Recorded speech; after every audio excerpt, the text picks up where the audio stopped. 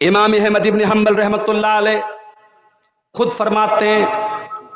میں بہت چھوٹا سا تھا، میرے باپ کا انتقال ہو گیا تھا، میں یتیم ہو گیا تھا، میری ماں نے مجھ کو اکیلے پالا تھا، میری ماں نے مجھ کو قرآن کا حافظ بنایا، میری ماں نے مجھ کو پورا قرآن سکھایا۔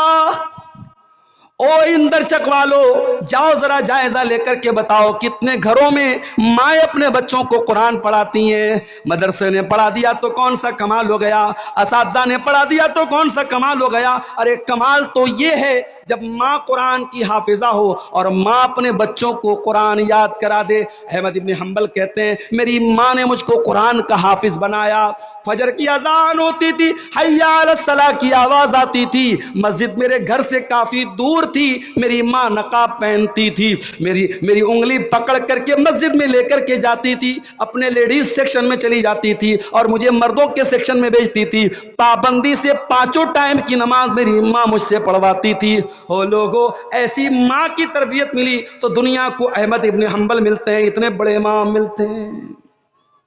ان ماؤں کی کمی کو کوئی پورا نہیں کر سکتا میرے ساتھی۔